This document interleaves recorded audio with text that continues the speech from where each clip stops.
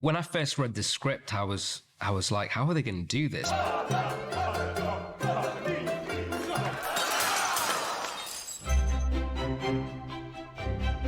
On a period show, the costume and the production design and the hair and makeup become a huge part of the show. And in our show, there's lots of massive events. It's not just like they're always walking down a hall talking to each other. And we always wanted the tone of all those things to be a little bit different to normal shows. Oh, you are admirably quick. It kind of rips open a period drama as we usually see it and read it and just turns it on its head and makes it interesting, which of course is like a playground for me. It is probably the most demanding period of all of them, but we're messing with it, which is exciting.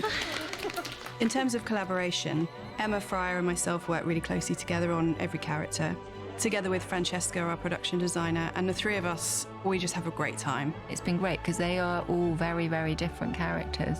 So I've been able to go in very many different directions, and that's been fantastic. Let's make sure it's nice and quiet everywhere. It's got a feeling of a cooperative where, you know, everyone comes in with their ideas, and it's just been amazing in that way.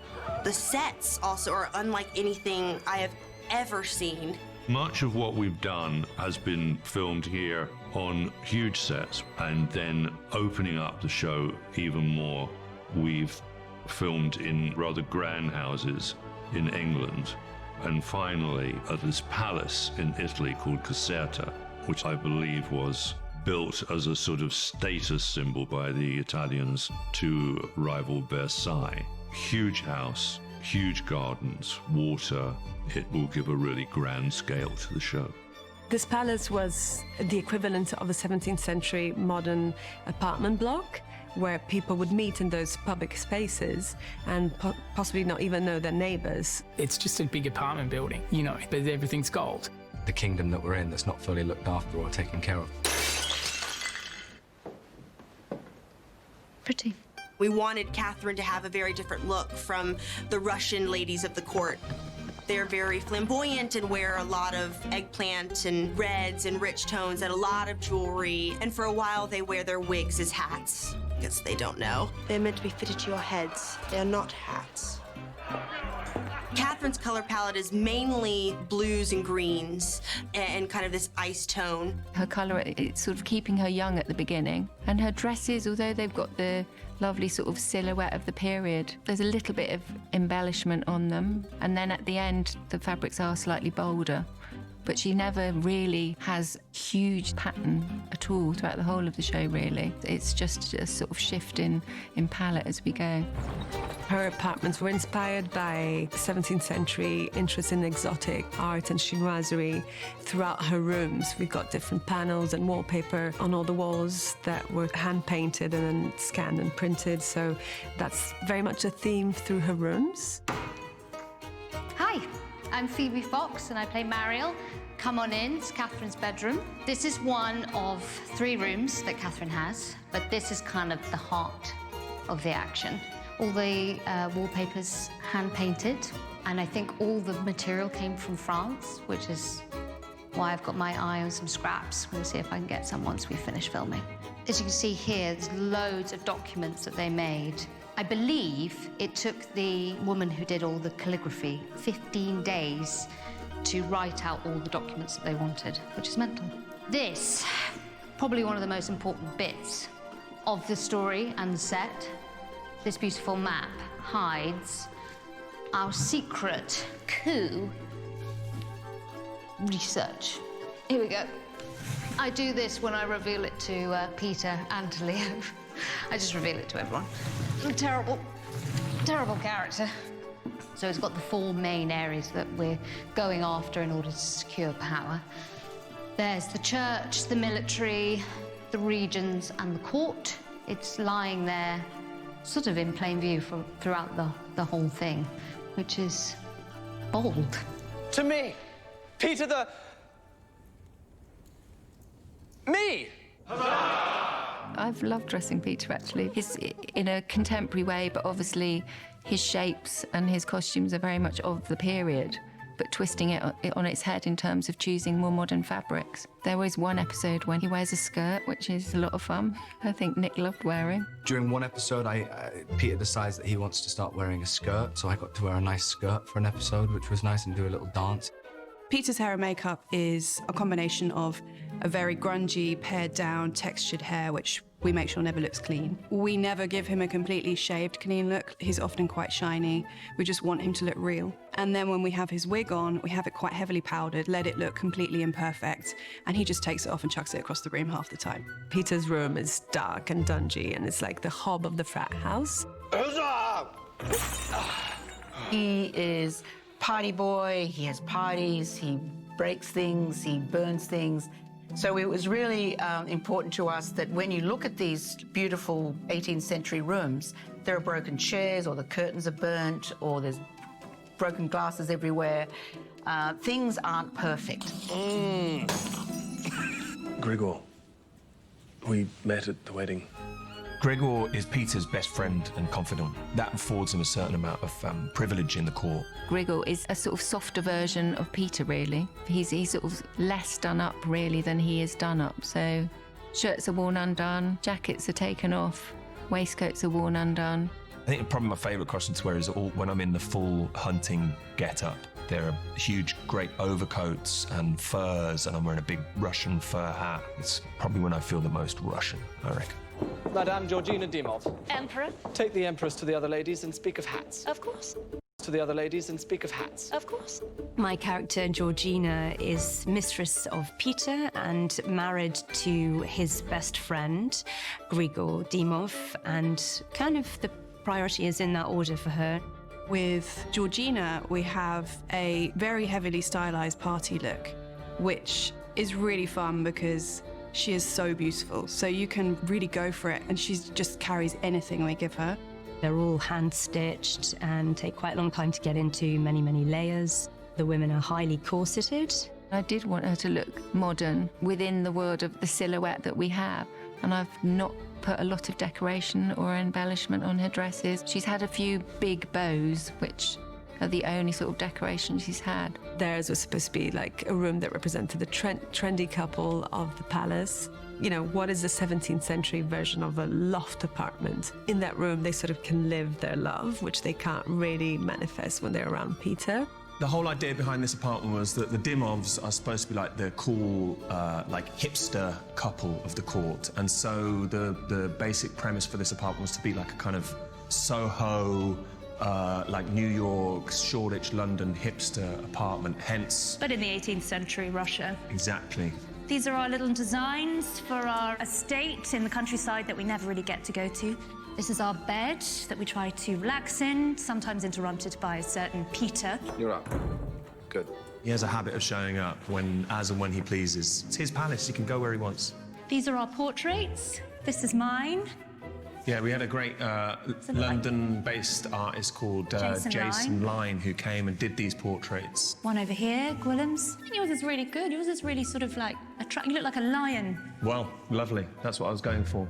We've got a live fire as well, which provides a bit of light in the room. And there's a scene in which Gwilym has to smash the place up, which you were very good at.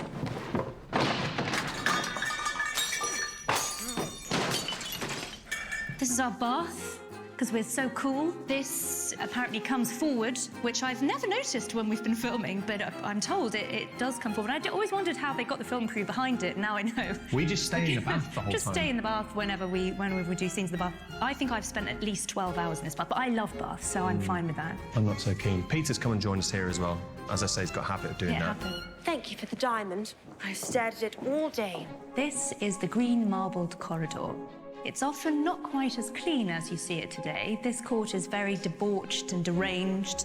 There's often mess on the floor, food been thrown around, glasses smashed, servants scurrying around, big bearded guards looking angrily about. Everything has been handmade, hand-painted. I heard that apparently at one stage during the painting of this corridor that the UK ran out of gold leaf and we had to stop painting so that we could import some more. These beautiful doors here are based on a design of the doors that are in the palace at Naples. This is the Salon party room. We've had lots of really big party sequences in this. We've had fantastic dance scenes. We've had a science party scene in here involving shooting frogs out of an enormous gun. Not real frogs, I should add. No frogs were hurt in the filming of that sequence. We've had a big banquet involving some Swedish severed heads. We were asked to poke the eyeballs out, so that was an interesting demand for the props department, that the eyeballs should come out. This beautiful room was inspired by the Romanovs' summer palace at Castello, in which I'm told there are many, many beautiful paintings. And so behind these curtains, and what you will normally see when you see this room, are all of these amazing recreation paintings. Although the production designers just designed them slightly staid, slightly off-kilter, because Peter doesn't particularly have a great sense of art. Wedding's at 7. Archbishop Samson will now give you instructions. I love Archie. He's got really sharp, clean lines. He's almost kind of bird-like, really. A little bit sinister, maybe. Witty, though. Aren't you gorgeously optimistic? It's clerical robes, but it's been made to be very slim-fitting on him. The sleeves are very tight, and the lines are very, very sort of clean on him. It gives him a very sort of particular silhouette, which really does match his character, actually. You may not have noticed, but Archie has quite a lot of facial hair. The amount of work that goes into it by the hair and makeup team is really something, the care they take, because it's all the little details that make a thing really live. I think one of my favorite sets is Archie's room. Welcome to the lair. The inspiration for it comes from such varied sources. One of the main sort of references I used was Rudolf Nure's apartment in Paris, who was designed by an Italian interior designer who was actually a set designer too, called Renzo Mongiardino, and it had a very Russian feel to it. This room has been created to really reflect Archie's inner. There's a darkness, it's a very kind of masculine environment. There's an aestheticism, a sort of simplicity to it, but also a lot of richness. There's this chest in which he keeps... No, I can't tell you that. It's too dark a secret. The windows we never see out of, but if I show you, you reveal the reality. So we don't want to see that. This particular piece of furniture I love. It's a sort of cabinet of secrets. And again, I can't possibly tell you what's kept in those drawers, but I'll leave it to your imagination. Archie's pin-up pictures of his great hero to inspire him and watch over him at night. As you see, the tone of the room is very much a reflection of who Archie is as a character, and this has been the really genius of the designers of each set to make every room very different and reflect the characters that inhabit them. I'm Aunt Elizabeth, much younger sister to his dear long-departed mother. Aunt Elizabeth, she's been great fun because she can be anything and everything. She's gone into breeches and a coat. There's been birds in her hair, Lou and I, butterflies in her hair. I find it really helpful character-wise to have a chat about what the hair's going to look like. And there are scenes when we take off this wig and I have my hair underneath, which is my hair, but it's also a wig or like half a wig. So even when you take off a wig, there's another one underneath. Aunt Elizabeth is a good example of someone we did quite heavy development with because she is supposed to be bohemian and she's completely different. She's like playing away from the rules and she does her own thing. Problem? I'm training them. The butterflies? What if I could get them to align and fly in forms of my own choosing? How wonderful that would be. We have beauty patches that are shaped of birds, shaped of horses running across her face. The reality of what they were is slightly more challenging for a contemporary audience, which is they were actually made out of dyed mouse skin. So, but you know, we didn't make them out of mouse skin. We show her hairline all the time just at the front, and there's always kind of curls crazily escaping from her hair. So she has like a really strong style. As a member of the royal family, I get quite an extraordinary room. It actually has 3 different tones of gold in it to give you that really luxurious feel. And here is Kevin, my albino peacock from Paris, an unusual name for a Parisian peacock. Nonetheless, he's cool, he hangs out here with me. Here's my chaise lounge, where Catherine and I have a great conversation about sex. Not at all awkward, not for Aunt Elizabeth. I'm glad we sorted that. When you're a royal, you get a salon and a bedroom.